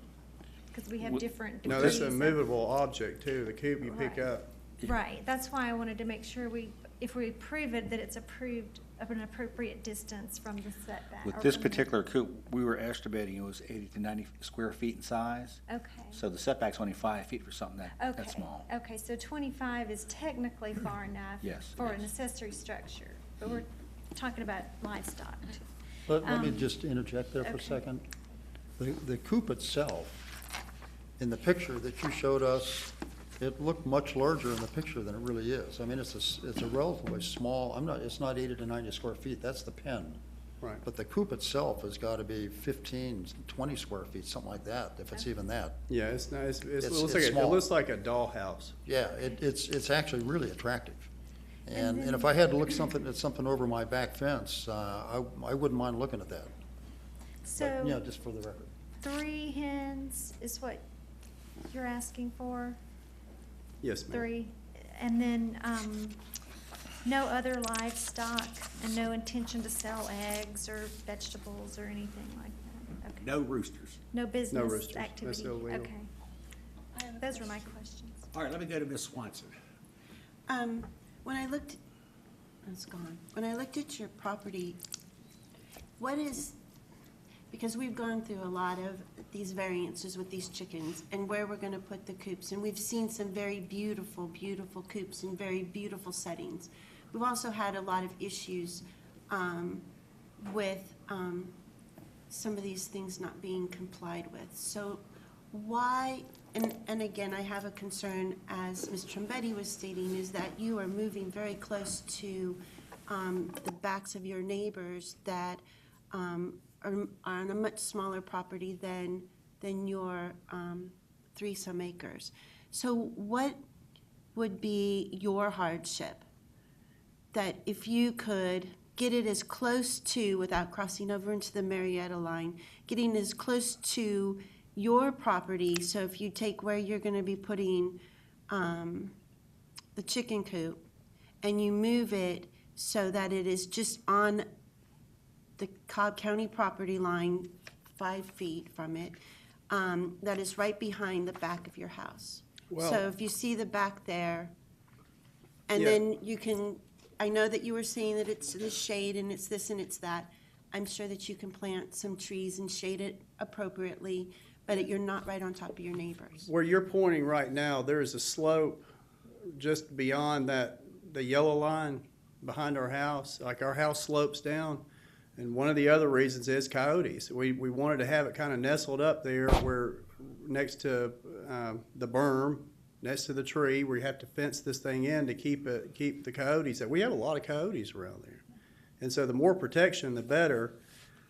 The property that you're concerned about on the R20 side right there, those people have a huge privacy fence. They keep in 2 Great Danes that they live out. They're great dogs. They're not harmful at all. But they keep those inside their property, and the fence is 8 to 10 feet tall. They can't even see out. They can't see out to this property. So that's why we kind of nestled it back there, because there was a privacy fence. There's a 35-foot berm on the backside that we're going to landscape with huge hedges. So the reason we picked that particular area was for protection against the coyotes and the other predators, and that we were going to landscape this berm so that nobody really going to be able to see it, including us from our front door. We're not the place that Mr. Gunther was speaking of down by the big oak trees, which is right about where the drawing is, where it says, or where the writing is, where R20 May. There are 2 big oak trees down there, and the kids have a swing down there. It'd kind of be in the way of the swings, but it's that particular area is not exactly where you'd want to put a chicken coop. You can't have the chicken coop in the garden next to it, and this was all kind of going to be a little garden area. And like I said, it's going to be well protected from the neighbors. Okay, I think that answers the question. Let me get back to Mr. Gunther. I guess, okay, go ahead. Ms. Williams? Yeah, just one thing. Hey, Judge. Hey. How are you? Good, how are you? How's your mom and dad? They're here. Yeah, good. I think the point that we're trying to make, or it seems to me like you really do have more than 2 acres. If you remove that property line, then we would still count that, even in the city, would still count that as acreage, wouldn't we, John? Commissioner Williams, I'm not sure how the city would view something like that. So- No, not the city. If he removed that property line, it would be one big lot, and he would have more than the 2 acres. 3.5. He'd have 3.5 acres. He can It do wouldn't whatever he matter where wanted. half of it was in the city or not. He would own 3 acres. Is that not correct? Well, that's a good question, Commissioner Williams. I've not had a chance to ever review something like that, so we would need to sit down and look at past history on something like that. But we've never had a chicken case where half was in one jurisdiction and half was in another. I would think we went by the acreage, not where it was in the city. If he owns 3.5 acres, it doesn't matter if he's in the city or the county, if half and half, because he would own 3.5 acres, right? He does own that amount. I mean, I think the problem is that your code references a lot size, so. That's what I mean. If he removed that property line, Yeah, anything over 2 acres, you can put then alligators he wouldn't on need there. the variance for that part. But what you're saying, Judge, you know what I'm talking about. I do, and we as a family talked about that, because, technically I could de-annex another half acre of my property in the No, county. you wouldn't even have to de-annex or annex or any of that. That's not what I'm talking about. If you just remove the property line, then it would be Right. one large tract of land. That's true. so what you're saying is that the spirit Yeah, he of- wouldn't of have all a this separate is lot. it's a 3.5 acre Yeah. And I wouldn't property. even be It's here. not the lot that's an Yeah. acre and a half. Yeah. In which case, he can do what he wants. I think that the way I look at it is he owns more than an acre and a half. He actually owns 3.5 acres. The only So, but what you- difference is, I'm sorry, I was just gonna say the difference is he can sell this 1.52 tomorrow, and then he wouldn't own 3.5 acres But he'd be anymore. selling And he chickens, would be too. selling. But then it. he would have to move his chickens, so then we wouldn't have to Yeah. worry about it if he Yeah. sold I it. mean, it's either way, if the neighbors are fine and they're not here to oppose, then it's probably okay, but I think our concerns are valid, and I feel Mm-hmm. like they're not being taken seriously, frankly. But I think we're asking good questions, and Oh, I questions think that so, we ask too. everybody else who comes before us. But I think the question had to be asked, did he own, does he really, he owns 3.5 acres. And, I'm sorry. But he doesn't I- own 3.5 acres Ms. as one Treboni, lot. yeah. I just want to respond to what you say. You don't think I'm taking your comment seriously, and I really, I mean, this is a big deal for my son. I don't want to get that implication Yeah, and at all. Listen, we're taking our time Right. with this because this is a big deal to us. Right. If we set a precedent here, we've got to do it countywide. So we're really in somewhat of a bind. I understand. To kind of bring this thing to a close, I would recommend that we continue this case, give you 30 days to research everything else, and then come back and let's make some decisions. If you can acquire, if you have 2 acres, you can do whatever you want with 2 acres. You can put alligators on there, you can put horses on there, you're free and clear as far as the chickens. But what you're asking us to do now is something we have never done before. And I think we're all in a little nervous because we're walking down a path that's the unknown, that we don't know what's going to happen. So let me go back to Mr. Gunther, who represents the district. Skip? I think what you're worried about is opening up Pandora's box here. Yes, sir. Yeah, they're the 2 rules, if you will, that this board has had. One is to get signatures of all the contiguous neighbors, and the other is to have this behind an existing structure. But since you have the 3.5 acres is what you really own, and I think the spirit of the law, my interpretation of the spirit of the law is that it's the total property you have, not just the lot.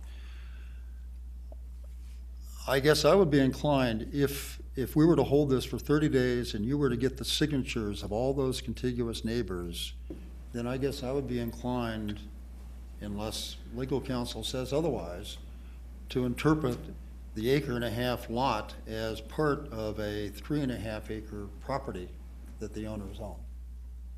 That's what I'd be. And that's a whole other big question mark there, too. Yeah, that's a big But question. it gives us 30 days to do a little research. So we got both to some help work. you and to help us. So if we hold this, we have some work to do to answer that question, and you have some work to do to, have Cooper, or it looks like his brother maybe, go out there and get those signatures of those neighbors and make sure that they don't have any problem with where you're planning to put this. Now, I'll accept that. However, I do want to make one statement. If I'm being held to a different standard than what is actually the written code, because I was not told to get signatures beforehand, I would say that was unfair on my part. I think he's right. I think John and the county attorney just told us that he could either send out the letters or he could get the signatures. Is that not what y'all told us? Right. So he followed exactly the instructions by the county. Well, that still doesn't resolve the other problems that's out there. I don't, but sir. I have Well, one hold other on, thing and is- Ms. Swanson has a comment. Is that, did this requirement change? Because in the past, we have had signatures that were required, not just a letter sent. Because we have no proof that they received the letter. So we always, in the past, so did the code change? This code has changed at least 1 or 2 other times since it was adopted originally in, Well, this board, 2014 or John, let me just 2013, point I out think. to you and all the folks at home, everybody watching, this board has asked numerous times to have this chicken ordinance to be reviewed, and it has not come back up for review recently, and it desperately needs to be reviewed. But then the other question, the other thing, I've lived in the country, I've lived with coyotes. Berms, trees, whatever, do not stop coyotes, and chickens are coyote bait. So as far as your placement is because of this berm, it's not gonna stop a coyote. With that, again, I strongly suggest that you look at where you can place it closer to the residents. Because in all of our other chicken variances, we have had it close to the residents.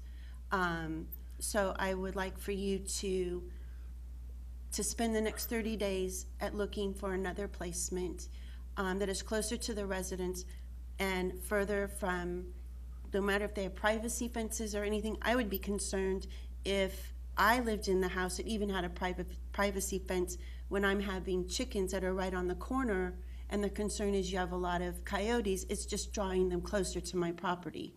So I would, in the next 30 days, I would ask that you look at putting it closer to the residents. And I have nothing else to say on that. Yes, ma'am. Thank you. Let me go back to Skip. I just want to respond to what you felt were the instructions from the county about not requiring signatures. You know, you could either get signatures of all the people or send Yes, a sir. letter out. But I would think that, you know, we're talking about variance on a number of different fronts here. You know, variance requests, you know, it's not behind a house structure and so on and so forth. So I would think that you would want to have your neighbors happy with this. Otherwise, you know, this is going to end up being a problem for you and for them. I mean, I'm assuming that you want to be a good neighbor. So I would just ask that if we hold this, which I think is where we're going, that you just work real hard with Cooper and I guess is that his brother out there, to get those signatures to make sure that there's no opposition. And if there is, you know, then maybe you think about a different place to put this. Okay. I do want to make one additional comment on that, and that is that the letter, the way that they stated me to send the letter out, Ms. Swanson, this is back to you, what the question that you had. How do we know that neighbors got the letter? Because we had to send it certified mail, and you have a receipt of the letters that actually went there. And again, Okay. I just want to say this one more time. Okay. They have their opportunity to be here, and they're not here. Right. I don't mind going and trying to get signatures for 30 days. However, you know, again, I don't think it's fair for me to do that when they have an opportunity to show up to the Well, public And hearing. if I might, We might have I some comment? homework. Go ahead. Might I comment? Yeah, Okay. Deborah Dance is the county attorney. Deborah, The code is the final word. The code does not contain such a requirement. While it may have been your informal rule or preference in the past, it's not a requirement.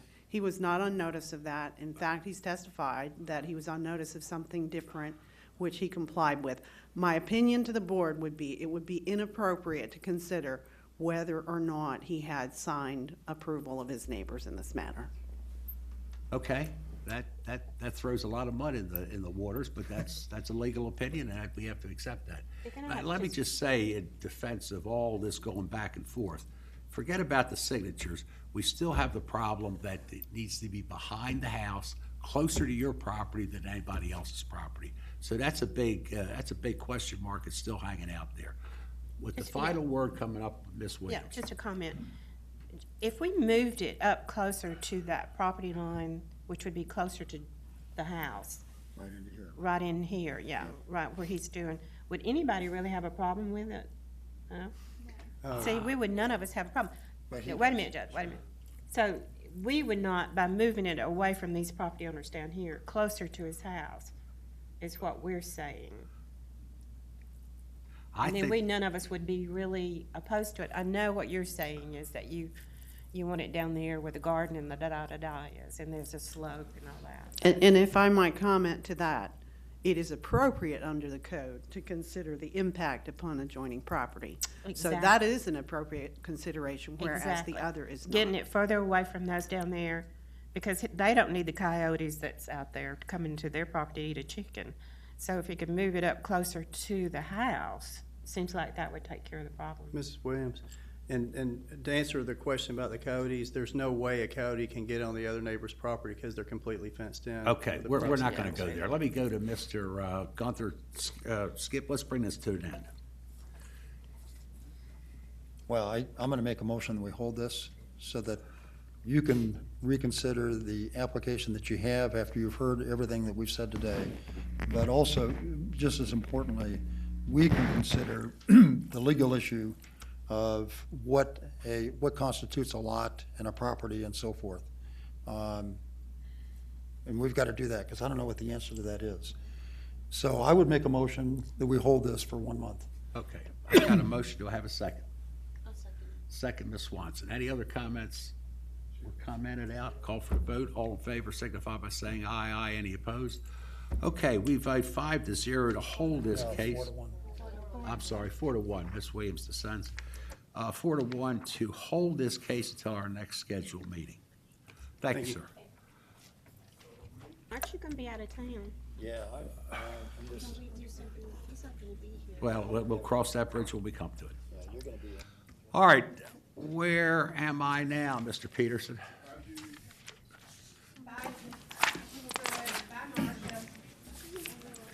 Yes, sir, Mr. Chairman.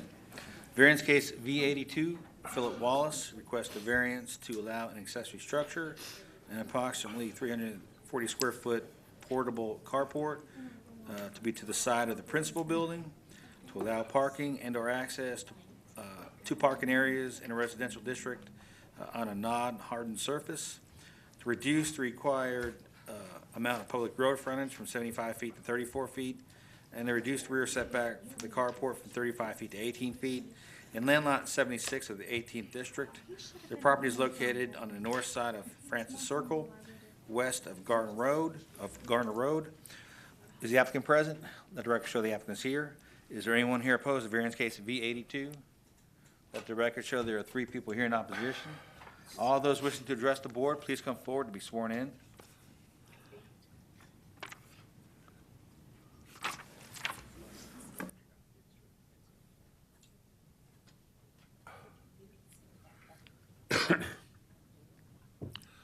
All right, sir, good afternoon. Good afternoon. How about give me your name and then tell us what you want?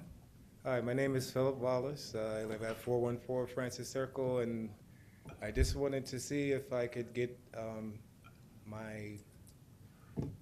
I bought the lot as it is, and I didn't know that it was not out of ordinance, and I was talking to somebody who told me it was going to be denied, and I only had 30 days to, I don't know how much it's going to cost me to put a driveway down, but, you know, I'm just by myself, and I don't have like Walmart money, so I was needing more than 30 days to comply with, you know, putting a gravel driveway down, and it's a pretty long driveway. Okay. And up to this point, you know, from the person who gave me the citation to the person in the variance, so I'm kind of nervous, but nobody assured me that, oh, you're going to guarantee to get this, but they made me feel that because it was kind of isolated, it would probably be approved. But then to find out it's not, and having to come up with all this money in 30 days, I can't afford it. But the reason why I can't afford it is because within the past 6 months, I've been burglarized twice. The first time I got burglarized, they got all my electronics, and I still haven't recuperated my loss. I tried to get my security alarm turned back on. That was several $100s. I had to get people out of my house. That was several more $100s. And then code enforcement came, and in order to get here, this is $800 between the to get the survey and to pay all the fees to get here. This is another $800. 2 days after I apply for this variance, somebody comes to my house again and takes the air conditioning out. But luckily, I had my alarm turned back on. So what I would like to do, if I could be given time, is to make my house more secure. So I know the cops can't be there all the time, but if someone is going to ignore the signs in my yard that I have an alarm system and still attempt to get in my house, that I can have some type of cameras to, you know, help the law enforcement in doing their job, and so that I can feel safe in my property, because it is kind of like isolated. I have no neighbors for acres around me, and I feel like I would like to be permitted to be given that time so that I can be safe in a house that doesn't have any neighbors around me, and I don't have the money that they want me to put towards a driveway when I feel like I'm being targeted because I'm isolated. And Okay. Mr. Wallace, how much time do you think you would need? and I'm not exactly sure how much it's going to cost for one, but when I was talking to the person who said that they were not going to allow me to have the structure, the parking structure, I'm kind of feeling like if I spend the money to get the driveway, I just guess I wanted some kind of clarity as far as, okay, if I do go and get this paved, am I still going to have to take down the structure? So, you know, that's what I'm here for. And sorry, still nervous. Okay, you're kind of stuck all the way around. You and I have had discussions over the last couple of weeks, so I'm familiar with your application, but time-wise, I need a little, I think we can work with you, but how much time do you think you're gonna need before you can get your driveway fixed? Okay, And that's the driveway going to the metal building, the carport that's in the side of your house. I guess I could, if, I need to find out exactly how much it's gonna cost me to have that done. Okay. I know somebody in my neighborhood who had to get he had parked his boat on gravel, and just for a little piece of concrete, he had to pay $5,000, and I'm looking at the long stretch that I have to get done. Okay. I know it's not gonna be 30 days, and I just need to do some research because, like I said, I'm not a business. I work every day and I live alone, and I have nobody that I can call for, $10,000 or $15,000. And if I do spend that money, I'm not giving any guarantees that the structure, I'll have to take it down or if I could leave it up. So I would like to know if I did go and spend all this money to get a driveway that goes to this structure, am I going to be able to keep it? I mean, I don't know the answer to that question either. Okay, we got the horse and the cart, and we're all trying to get together, so. Yes. I tell you what, anything else you want to tell us, because I'm going to have you sit down and listen to the opposition, and then I'll bring you back up. Anything else you want to tell us? That's all I have to say. Okay, sir, if you just have a seat, All right, thank you. and we'll hear from the opposition now. Is this all like Hi, my name's Sonia Wheatley, and I am on the Mableton Improvement Coalition, but I'm also a neighbor in this neighborhood. I think there are kind of two issues that are running together, but a little different, but I'd like to separate them. I have no issue with where the carport is. I guess that became a technicality because it is slightly in front of the home. That is not the concern at all. The problem is really parking on unimproved surfaces. The house itself, and I unfortunately haven't met my neighbor, but it is isolated. It's a nice house. It's a nicer house in the neighborhood, quite honestly. It appears that there was a carport that's been enclosed at some point, assuming that it's prior to this current owner. He does have a driveway. He just doesn't have a carport. The carport's to the right, so there's not really a hardship as far as parking. You don't have to park under a carport. You don't. That is our biggest worry. We have a huge problem in our part of the community in Mableton, excuse me, and in South Cobb with cars being parked all in the yard. You guys get a lot of those cases, here and in the regular zoning committees. I drove around the block, it's tiny. It's just down the road from my house this morning, and there were 9 properties that have been cited because I looked it up in code enforcement, and currently this morning had cars parked in the yard. So I don't have a problem with the structure, and you can see to the right there's a mention of a gravel driveway. That is perfectly fine staying. The only concern is that until a driveway is put in place, you can't park on unimproved surfaces. That's it. There is a paved driveway to where the carport used to be. So we're trying to be consistent. I don't know how we tell this gentleman it's okay, but we tell the rest of the county it's not. So that's all. Okay, give us your name again. Sonia Wheatley. Wheatley. All right, thank you, ma'am. Anybody else wish to speak in opposition to case V82? All right, hearing and not seeing anybody, again, it's back to this board, and I'll lead the discussion. Mr. Wallace, come on back up.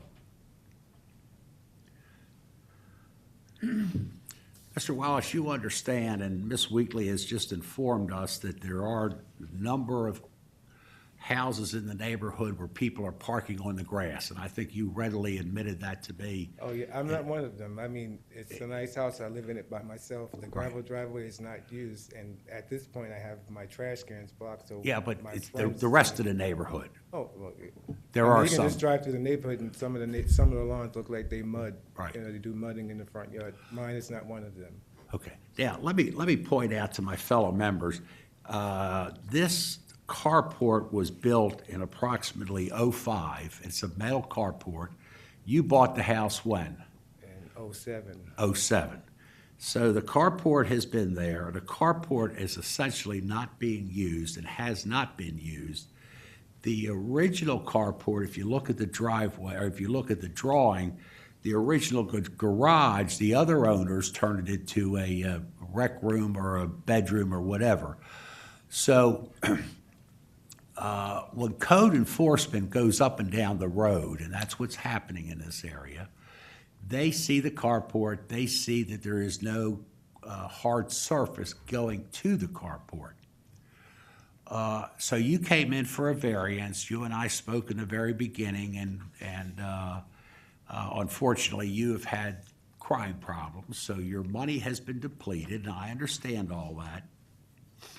I do think you have a legitimate hardship. And I think I recognize Ms. Wheatley and the other members have indicated that you have a nice house and a nice neighborhood. And I think now they understand your hardship. What I need from you is you've got to give me a concrete timeline or something that I can work with to help you to get a hardened surface to that carport. Yes, sir. Now, in order to do that, you're not prepared. I can see you're not prepared in our conversation last night. You're not prepared to do that today.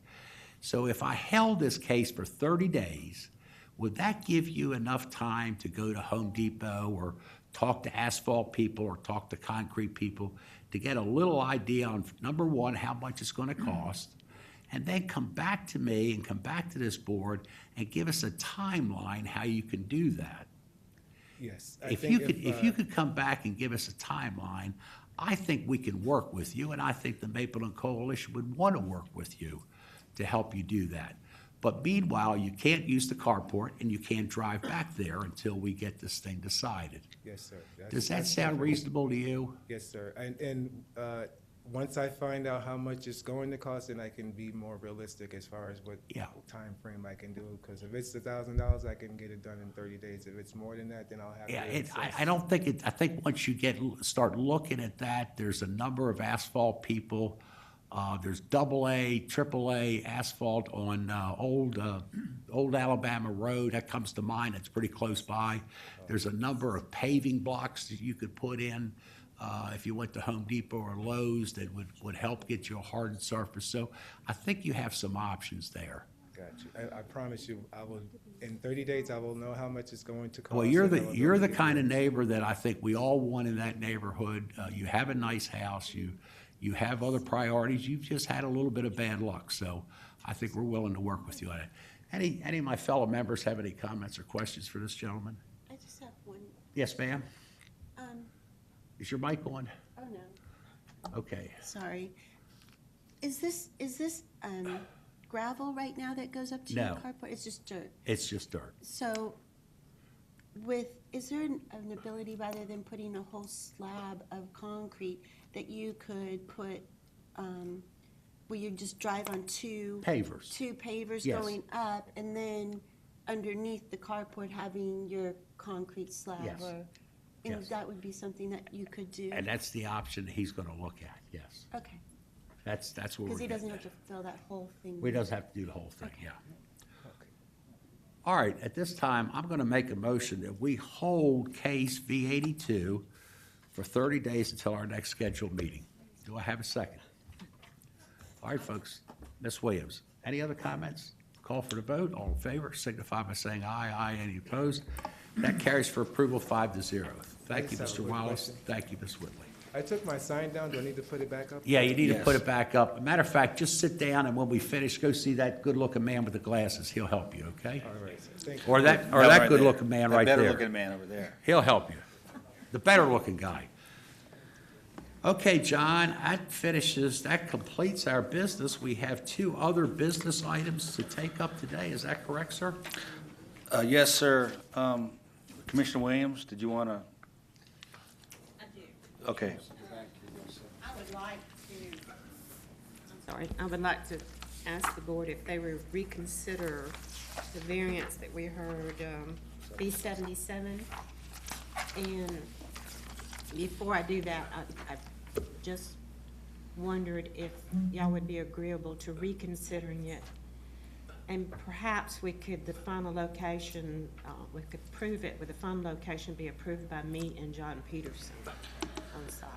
Would that be agreeable to y'all? And that would be keeping it away from the property owners.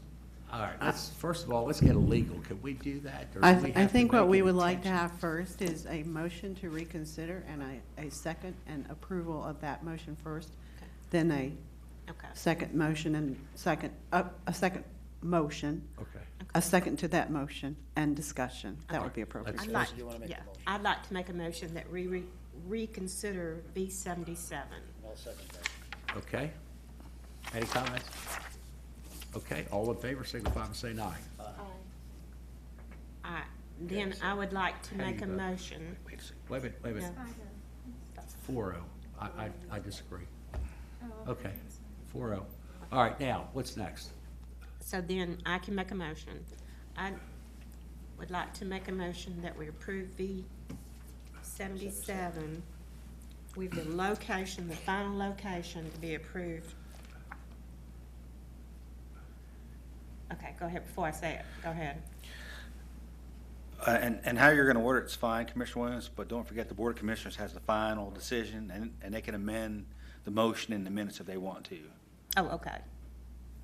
So we could still have the final approval, I mean, we could Yeah, the cite it, and then the Board of Commissioners would have the final approval. Yeah, and- So I'll put it with the District Commissioner then instead of with us. Yes, the District Commissioner. Okay, got it. So I would like to make a motion that we approve it with the District Commissioner having final approval where the location of the chicken coop would be. All right, I have a motion. Do I have a second to that? I have a second with a question. So you're You- saying, Turn your mic on. I'm sorry. So you're saying that we approve it with the district commissioner? Because they're gonna have to hear The it. district commissioner being, so not us? Not us. That's right. So we don't, but you're going to make, before it goes to the commissioner, before it goes to the Board of Commissioners, you are going to specify where the chicken coop will go? No, that the District Commissioner will have the approval Oh. of where it goes.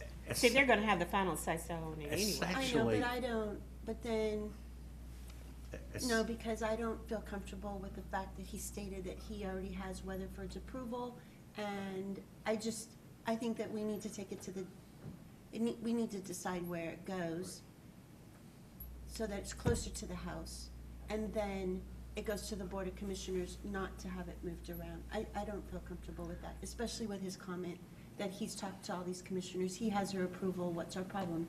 I have an issue with is not taking it and being serious and putting it where we've stated in all of our chicken variances and getting as close to the house as possible. And I just think it would be stuck out to right where it is, and I don't approve of that at all. Comment, Mr. Yeah, I'd like to make, I guess we're talking about putting it in a different location. I see Mr. Thompson is out in the audience right now, and I just wonder, is it appropriate? Can we bring him back? No, No? he cannot come back. No, because Okay. we're reconsidering it. Because there are at least 2 or 3 possible locations that we've talked about, If, but only one that he's Now, talked wait a about. minute, wait a minute, But wait a if minute, wait a minute, let me clarify everything. What you're essentially asking for is for this board to approve this to the Board of Commissioners with no recommendation. That's essentially what you're asking for. You're asking this board to approve it to the Board of Commissioners with no recommendation On location. on anything, period. No, no, no, no, no, no. That's the way it reads. But we do it all the time. We ask the District Commissioner to have final approval. We do it But all we've the never time, given don't up we? the authority to pass it to the board. I mean, I don't have any problem of saying that, let me get to V77. Could you get pull it up? Because I think I understand what everybody's saying on V77. If we put it, see where the arrow is? If we moved it up in that direction, isn't that what We we're? sent it to the Board of Commissioners where it was agreed upon, and we voted to move it up to where that arrow, in that area, so it's closer to their house rather than the subdivisions back here, then I don't have a problem, but we're not, Okay, then let's do that then. but all we have to do, John, wouldn't it be to draw it right there? We could draw it, but I think Mr. Thompson has agreed to keep it 25 feet off that property line. Am I correct? He's shaking his head yes. So we would be moving it 25 feet from that property line. That's where it was before. No, not the bottom property line, the top property line. Be the northwest corner, not the southwest corner. Move it where the arrow's at, right in through there. So move it there, Mm-hmm. and that's agreeable. Is that agreeable to everybody? I'm not sure that's agreeable. But I don't know if it's No. agreeable to the applicant. But it doesn't have to be agreeable to him because it still has to go to the Board of Commissioners, am I right? Okay, you want to put it in that corner right there? Uh-huh. Yeah.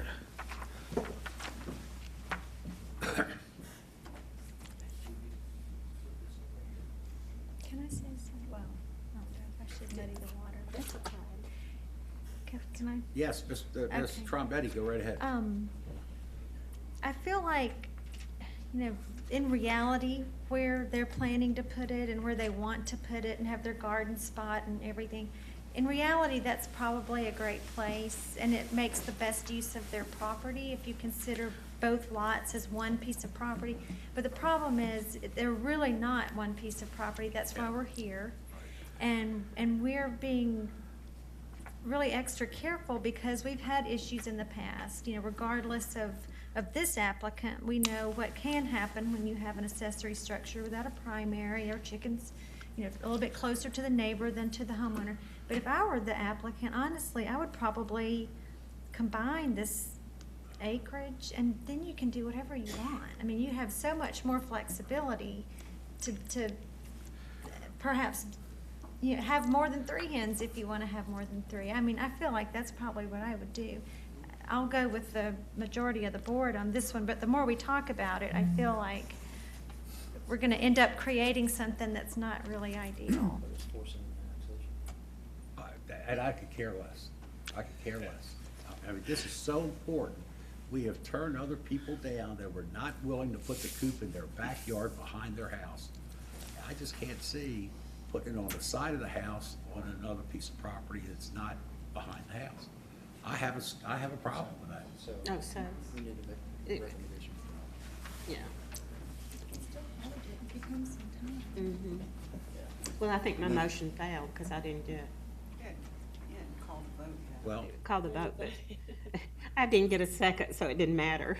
Well, then I'll. Well, actually, he seconded it for discussion. You seconded it For for discussion, discussion. right. So then you need to call the vote. all right, all those in favor signify by saying aye. All right, that's 1-4. That's defeated. So Now, it's I'll defeated. entertain a new motion. Mr. Guthrie. Well, we already approved, we already made a motion to hold this for a month for discussion.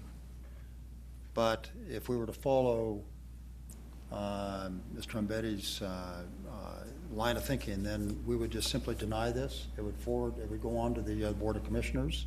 It won't. No. Once you we just- deny it, doesn't Oh, go but No, on we there. just want to make a hold again. We just want to hold it again. Okay. Maybe we give the applicant the option, a hold might actually help them now that all the issues have been described, and it's nothing personal, it's just, we see a lot of these and we know what happens in some cases, so we have to be more careful. So we just make a motion. I make a All right, motion. then that- I'm yeah, going to make a you wanna- motion that we go ahead and, with our original motion, do it again, that we hold this for 30 days, recognizing that, and I didn't say this before, I'm not going to be here a month from now. So Ms. Williams is going to be handling my cases for me. I don't know if that's good or bad, we'll see. It's going to be good, I know. all But of anyway, I would like to make a motion that we hold this for 30 days as we originally did. Okay, I'll I've got a second. motion. Do I have a second to Yes, that? I'll Ms. second it. Williams? Any other comments? Not, all right, call for the vote. All in favor signify by saying aye. 5-0. We approve to hold this case for 30 days or until our next scheduled meeting. Thank you, ladies and gentlemen. Mr. Peterson, let's go. We have 2 other business items, sir. Yes, sir, and I'm going to read the first one. Okay? Item number 1 is to consider amending the October variance hearing date from October 14th to October 1st, which is a Thursday, and amending the corresponding BZA work session from October 12th to September 28th, which will be a joint work session with the Planning Commission. And the work session's times will be the same at 1:30, John, is that correct? Yes. Okay, I'll entertain a motion on other business item number 1.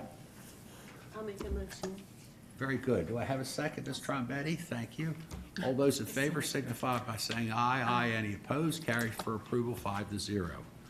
Okay, on business item number 2, Madam Dance, if you would, please. Yes, item OB02, to consider assigning a hearing date to conduct an appeal of administrative decision A01-2015, filed by Evelyn Dinkins II, William E. Proctor, Vita Galenick, and Jerry D. Kelly pertaining to a decision made by staff from Cobb County Community Development and the Zoning Division Manager for property located in land lots 427 and 462 of the 19th District. Okay, that said, Madam Secretary, or Madam Clerk, I believe that we have picked the dates of July the 15th. At the end of our scheduled variance meeting, we will start that procedure. We have also secured the room at 1:30 on the 16th, is that correct? If we need to continue that. So they will be the dates that we will hear this appeal. I'll make a motion that we accept this. Do I have a second? I'll second. Second, Mr. Gunther. Any comments on this particular one? Not hearing any, I'll call for the vote. All in favor signify by saying aye. Aye. Any opposed? That carries for approval 5-0. Madam Secretary, Madam Clerk, I'd like to direct your office to please notify the petitioners in these cases, in this particular case, and also notify the county staff people to be notified. With that said, ladies and gentlemen, I'm at my final piece of business, and that is to approve the minutes from April the 27th from a special call meeting. I'll entertain a motion.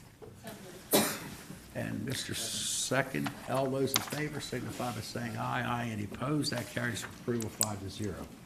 This has been an unusual day. We've gone up and down and around and about. I want to thank everybody for their undivided attention.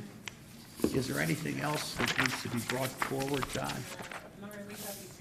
Oh, thank you very much. Boy, yeah, we picked a good day to do it, didn't we? All right, thank you, and good afternoon.